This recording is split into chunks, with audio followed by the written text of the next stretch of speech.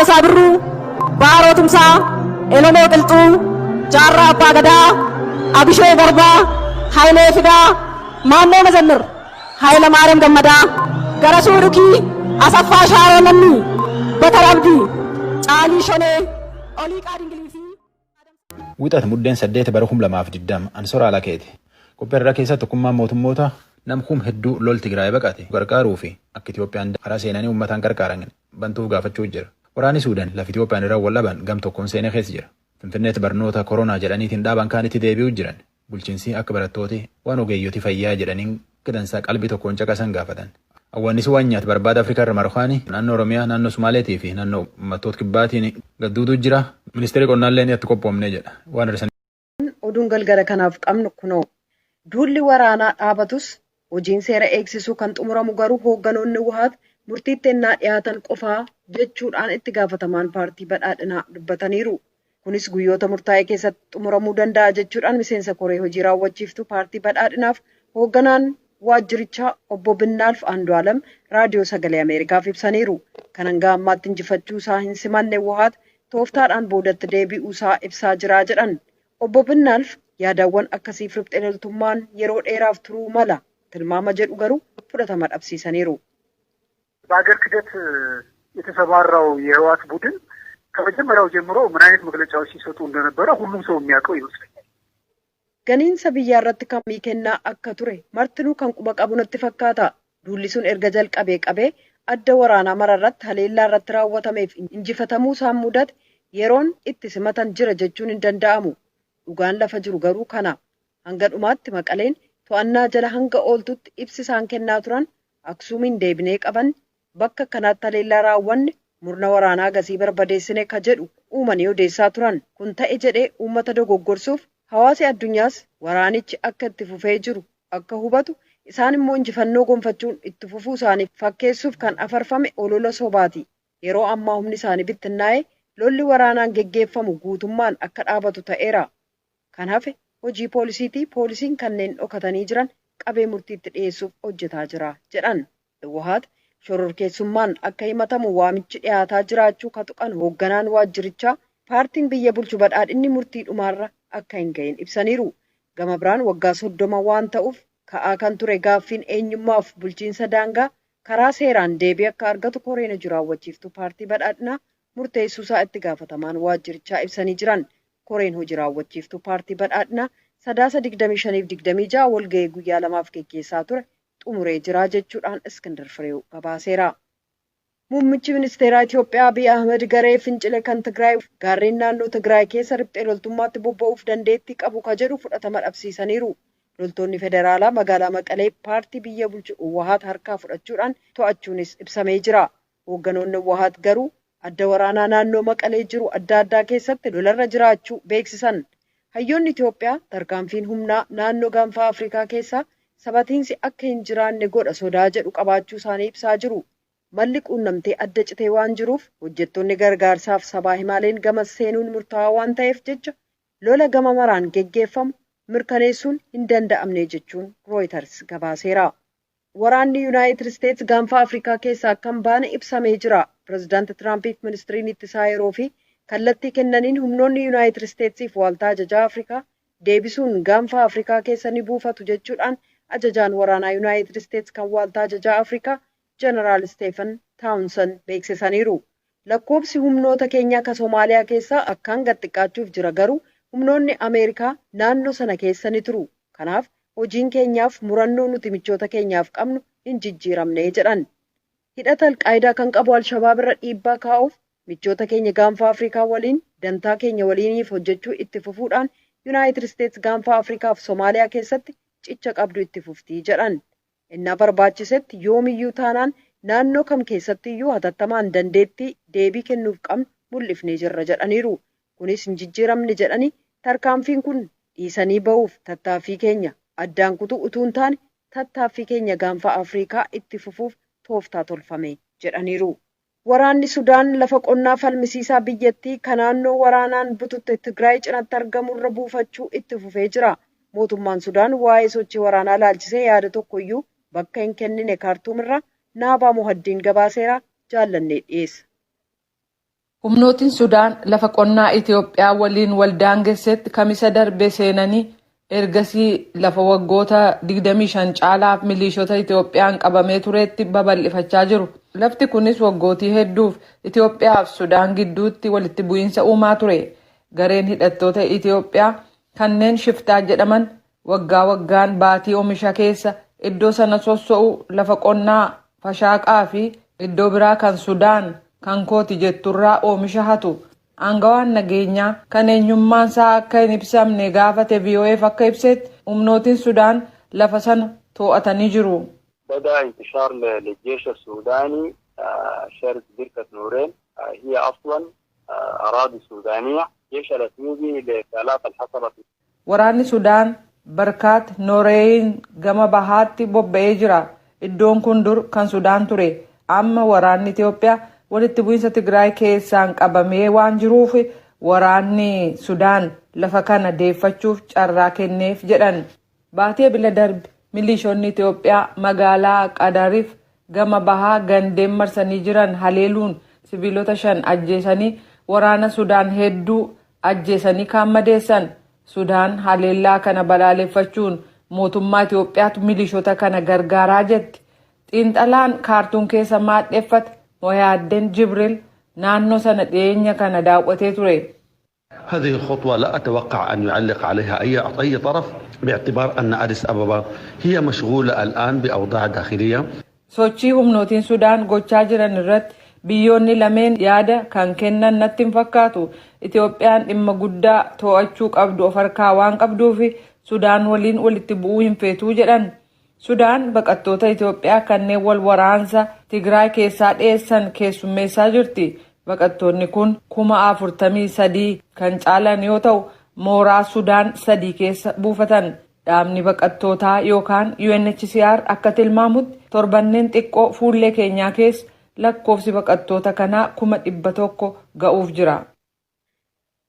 Gaanaa keessaa filannoo pirezidaantummaaf ka paarlaamaaf sagalee kennuun jalqabamee jira. Kaadhimamtoonni 12 pirezidaantummaaf dorgoman iyyuu dorgommiin sun kan aangoo irra jiran pirezidaanti Naanaa Akuufoo Adoof pirezidaantii duraanii Joon Mahamaa gidduutti geggeessamaa jira. Dorgommiin kun namoota lamaan gidduutti erga bara 2012 innaa Mahamaan Akuufoo Adoo injifatanii bara 2016 keessa immoo Akuufoo Adoo deebisanii injifatanii qabee yeroo sadaffaaf geggeessamuu isaati. Dubartoonni 3 kaadhimamtoota Akuufoo Adoo waliin dorgoman 11 keessa turan. Caasaan oduu Koongoo keessa maadheeffate qorannaa dhiyeenyaa tuquun akka gabaasetti pirezidaanti Akuufoo Adoo sagalee xiqqoodhaan Mahamaa dursaa jiran. Kaadhimamtoonni lamaan dinagdee guddicha biyyattii sababa COVID-19 miidhame bakkatti deebisuuf waadaa seenaniiru. Kan dhagaa jirtan raadiyoo sagalee Ameerikaa sagantaa afaan Oromooti. Biriteen jala bultii duula talaallii COVID-19 jalqabuu geessee jirti. Hojjettoonni tajaajila biyyoolessaa biyyattiif maanguddoonni waaltaa eegumsa fayyaa keessa jiraniif kanneen isaan kunuunsan kibxata borii talaallii kaampanii dawaa Ameerikaa guddicha Faayizariif ka Jarmanii Baayoteek waliin ta'uun qopheessan isa jalqabaa fudhachuu eegalu. Dhaabbati waa'ee eegumsa fayyaa to'atu kan mootummaa talaallii sana erga raggaasisee booda ture kaka'umsi jalqabaa hojiirra kan oole. Kunis Biriteen uummataaf talaallii kennuudhaaf biyya gama dhiyaa keessaa isee jalqabaa ta'uuf jirti. Talaallii kennuun kun kan mirkanaa'e erga yaaliin isaa 90% milkaa'aa ta'uunsaa beeksifame torbanneen booda. Biriteen talaalliiwwan kaampanii Faayizariif Baayoteek doozii 800,000 kan argatte yoo ta'u, kunis kan isheen bitatte miliyoona 40 keessaati. Firiijii qorri isaa digirii seelseesii 70 gadi keessa taa'uun waan irra jiraatuuf talaallii kana erguun haalli isaa ulfaataadha. Caasaan oduu Biriteen akka gabaasetti mootittiin biyyattii maanguddoon waggaa 94 Elizaabeetiif abbaan warraa isaanii kan umriin waggaa 99 mootichi Filiip amanamummaa talaallichaa uummataaf mirkaneessuuf innaa tallaalaman kan beeksisuuf ta'an ta'uun ibsameera. Gama biraan waaltaan Hindii Seeram Yuunivarsiitii Oksfoord waliin ta'uudhaan kaampanii dawaa Biriteen Astraazeneekaadhaan oomishamaa jiru talaallii COVID-19 haala yeroo hatattamaaf gargaaramuuf gaaffii dhiyeessee jira. Warshaan dawaa oomishu guddichi kan addunyaa Seeram sababaa talaalliin Astraazeneekaa qorra digirii seelseesii 2 hanga 8 qofaa keessa turuu danda'uuf kan Faayizariif Baayoteek caalaa kan Oksfoord simatee jira. Pireezidaantiin Indooneeshiyaa Jooko Widoodoo talaallii vaayirasii koronaa Chaayinaan oomishame biyya isaaniitti ergamuu dilbata kaleessaa ibsaniiru. Talaalliin sun Indooneeziyaadhaan qoratamuusaaf mootummaanis uummata miliyoona 200 fi miliyoona 70 tallaaluuf qophii xumuraa jiraachuu beeksisan. Yuunaayitid Isteetsi keessaa kanneen qajeelfama eegumsa fayyaa to'atan talaallii Faayizariif Baayoteekiin kan yeroo hatattamaa kennuuf dhiisuu murteessuuf kamisa dhuftu kan walga'an yoo ta'u, walga'iin inni itti aanu immoo torban booda kaampanii dawaa Ameerikaa keessa maadheffate Moodernaadhaan talaallii qophaa'aa jiru irratti mari'achuuf jiru. Ministiriin tajaajila eegumsa fayyaaf namoomaa Alex Azar dhaabbata oduu Fooksiif dilbata kaleessaa akka ibsanitti bulchiinsi nyaataaf dawaa Yuunaayitid Isteetsi talaallii Faayizar yoo raggaasise ogeessonni eegumsa fayyaa talaallii sana sa'aatilee keessatti dhukkubsattootaaf kennuu jalqabu jedhan.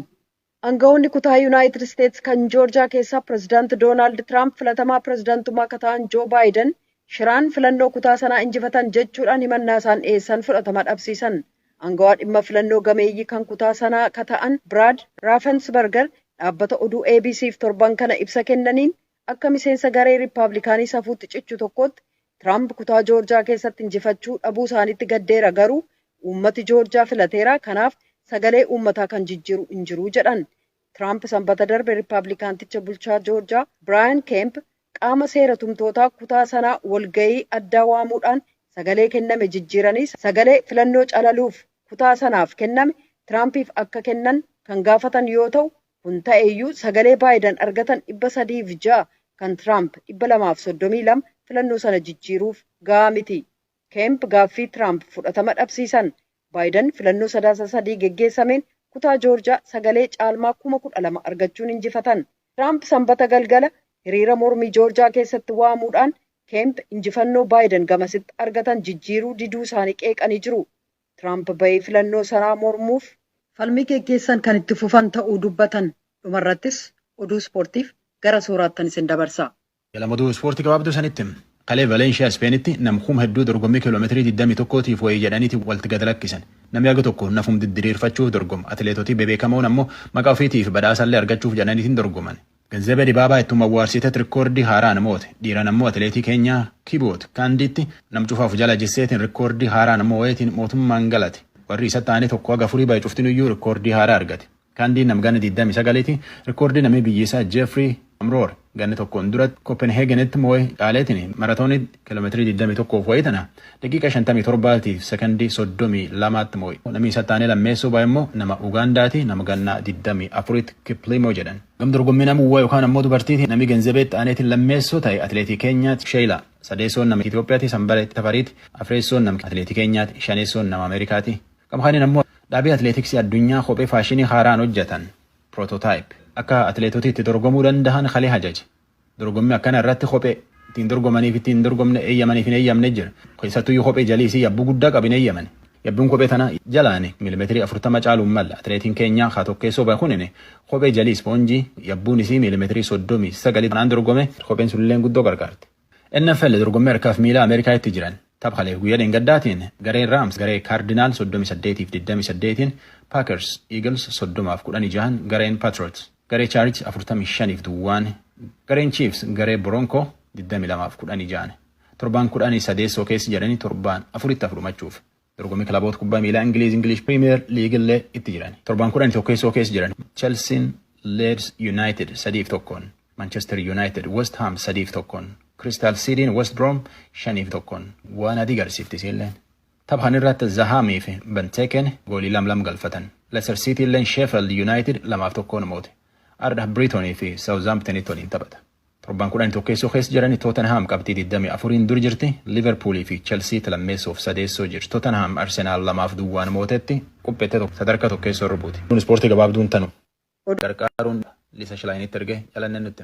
Tokkummaa mootummootaa fi mootummaan Itoophiyaa roobii darbe jaarmayoonni gargaarsaa naannoo dhaqqabuuf rakkisaa ta'an dhorkaa malee akka seenaniif waliigalanii turan.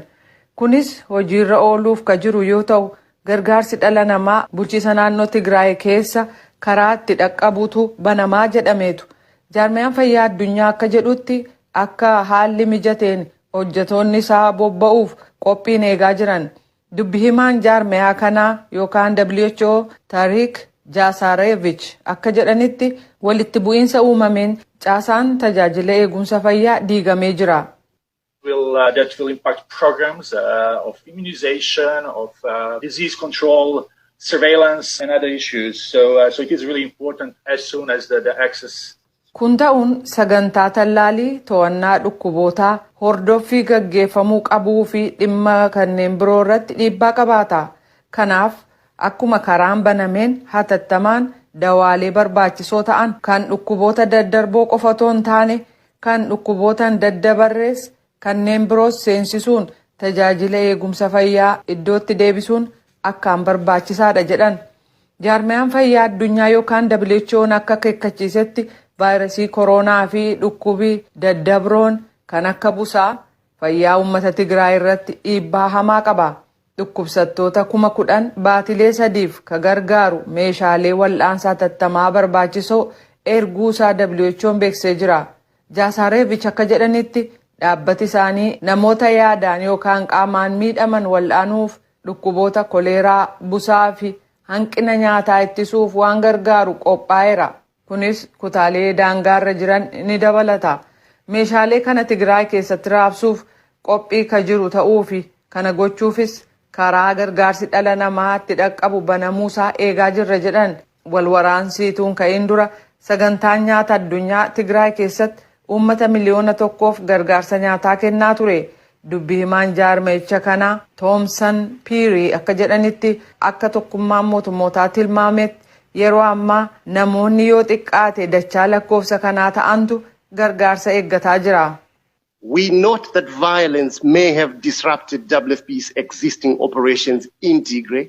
Hokkarri gaggeeffamaa jiru sagantaalee dhaabbati sagantaa nyaata addunyaa Tigraay keessatti gaggeessu mancaasee jira. Kana malees namoota gargaarsa barbaadan haaraan jiraachuu malan. Gargaarsi barbaachisu maal akka ta'e adda ega baafame booda namoota haaraa gargaarsa eeggataniifis jaarmayaan keenya deebii kennuuf qophiidha jedhaniiru. Jaarmayaan gargaarsa dhala namaa kan tokkummaa mootummootaa yookaan ochaan akka jedhetti akkamitti hojiin kun akka gaggeeffamu dhimma loojistikaaf nageenyaa kan ilaaleen waliigalteen tokkummaa mootummootaaf Itiyoophiyaan tolfatan ammayyuu irratti hojjetamuu qaba. Inni kun furmaata argannaan gargaarsi Tigraay keessa akka garaatti seenuu danda'a jedha. Gargaarsi dhala namaa seensisuun kun immoo ariitii guutuudhaan itti fufuu akka qabu ochaan hubachiisee jira.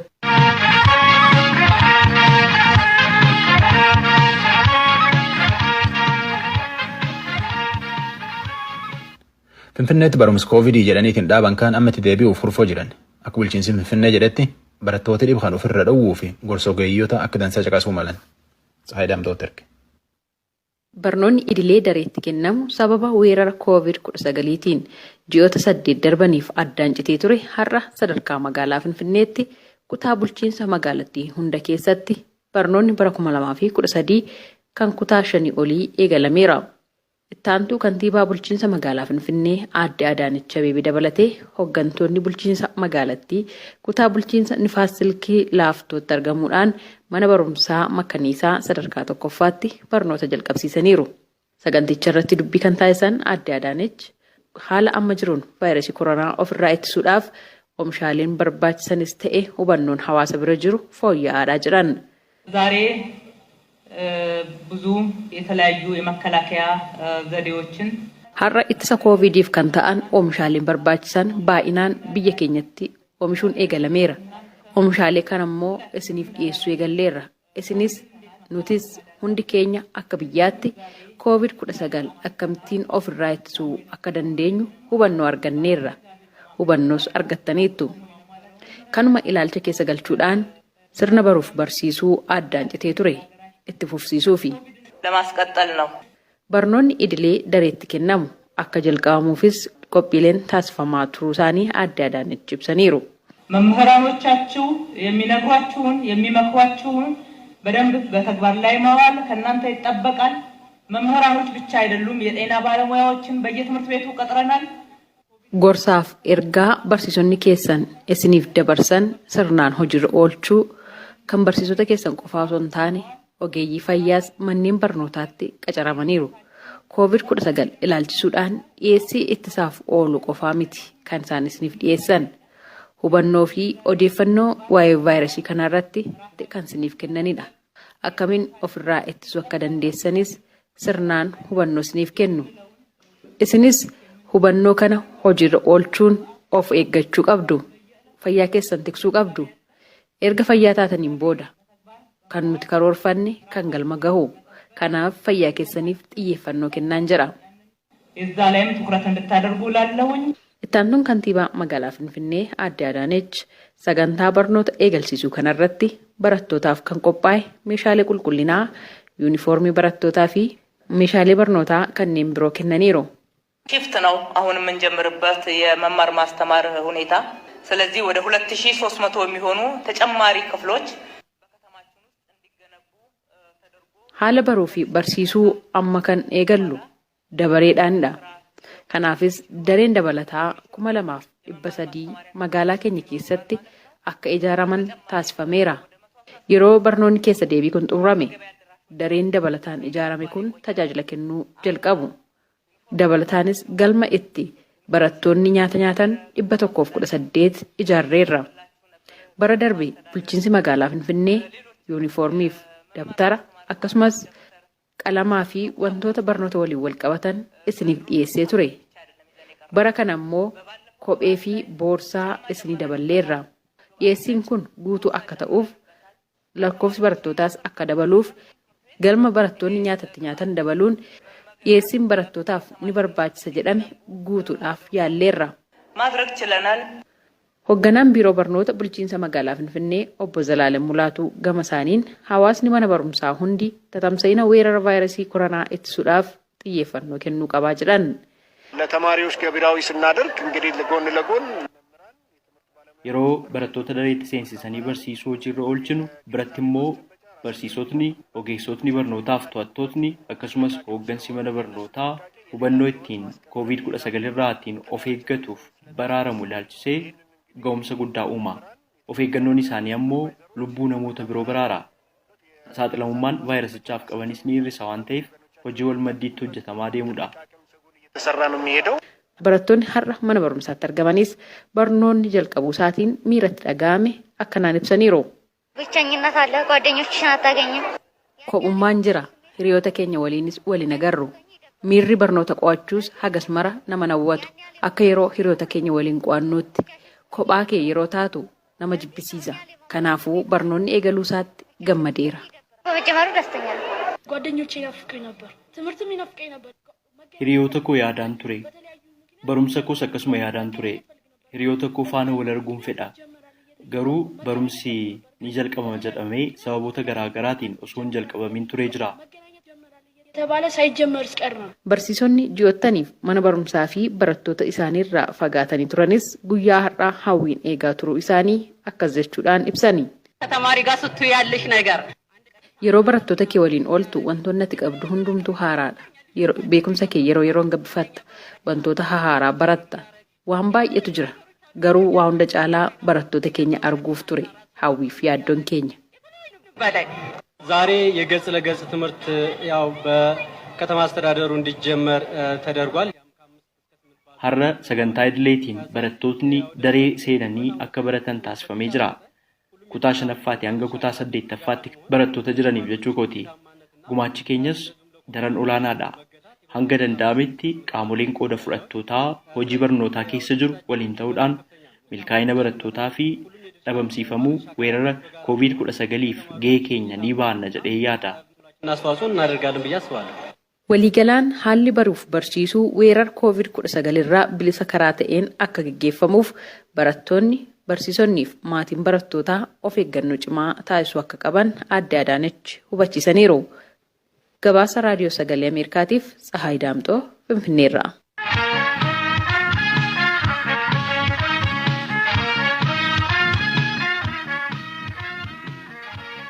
Biyya afaan Oromoo VOA 24 metirbaanii 22,25,31 irraa caqasuu jirtani. Kam kanin ammoo waan ammaan tan caqasuu jirtan kana halkan sa'aatii 4 irraa illeetti raadiyoon Ahaduu FM 94 qabxii 3 irratti hirrisanii deebi'anii achirraa illee caqasuu dandeettan.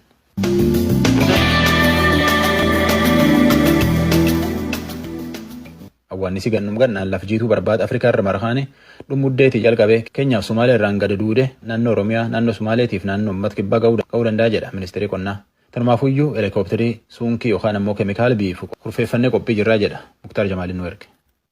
Ibsi faa'oon yookaan dhaabbanni nyaata idila addunyaa tibba kana baase akka akeekutti hoomaan awwaannisaa akka haaraatitti cuucii isaa yaaseetiin of qopheessaatiin jiru Itoophiyaa, Somaaliyaa fi Keeniyaa daangaalee isaaniititti weerara guddaa deemsisuudhaaf akka ta'u dubbateetiin jira. Ministeerri qonnaa Itoophiyaa illee akka ibsetti weerarri awwaannisaa kun Itoophiyaatti naannolee 3 naannoo Somaalee, Oromiyaa fi naannoo uummattoota kibbaa irratti walakkeessa ji'a muddeetii kaaseetiin babal'achuu akka malu beekseetiin jira. Ministeera qonnaa Itoophiyaatti daayireektarri eegumsa biqiltuu obbo Balaayina Nugusee raadiyoo sagalee Ameerikaatiif akka himanitti yeroo ammaa kana awwaannisni sadarkaa killee cuuciidhaa fi hanga ka'eetiin barrisuu danda'eetitti adda addaan Itoophiyaa keessatti mul'ateetiin jira jedhan. በሶማሌ ክልል የሚደረገው መከላከል እጅግ አነስተኛ ከመሆኑም በተጨማሪ የሚረጩት ባዮፔስታይድ ነው። ittisni naannoo Somaaleetti taasifamu baay'ee laafaadha. Keemikaalli isaan fayyadamanis kan peptisaayid jedhamudha. Inni ammoo hoomaa awwaannisaa gurguddateetiin jedhe ajjeesuu irratti laafaadha waan ta'eef salphamatti gara keenyaas godaanan. Ammas daangaa Somaalee fi Keeniyaa irraa gama Taltalleetii fi Booranaatti hoomaan awwaannisaa galaatiin waan jiruuf isa ittisuuf wiirtuu tokko Arbaa Minci irratti hundeessinee biifaa xiyyaaraa taasisuudhaaf qophii irra jirra jedhan. Hoomaa awwaannisaa as deemaatiin jiru kana dursanii qolachuudhaaf kan kanaan duraa caala ga'umsaa fi qophiitu jira kan jedhan obbo Balaayina Nugusee ammatti ittisa kanaaf yoo xiqqaate xiyyaaronni 13 kan keemikaala qilleensarra biifuu danda'an qophaa'aniitiin Arbaa Mincirraa wiirtuu tokko dursineetiin hojjetaatiin jirra jedhan. Garuu haalli qilleensaa yeroo ammaa kana rooba gammoojjiitti roobuun wal qabateetiin hoomaan awwaannisaa caalmattiyyuu cuucii isaa yaafachuudhaaf kan mijatuuf kan jedhan obbo Balaayina duulli taasifamu kan sadarkaa hundarratti xiyyeeffate ta'uudha qabaalleen dubbatan.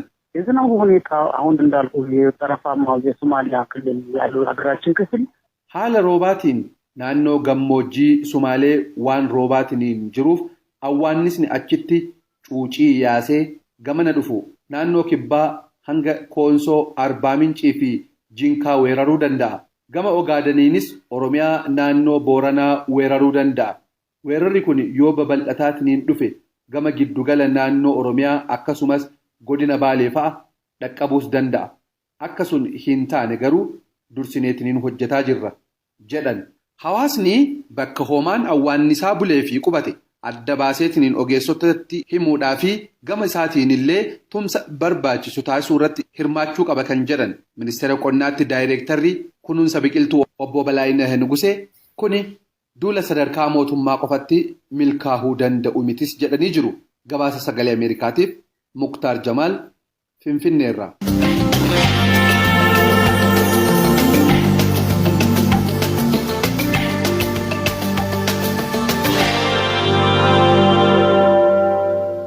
Tarratanum taboriitii waldachaa nagee jenne nagee ansoora laheeti sagantaa afaan Amaaraatti ta'an.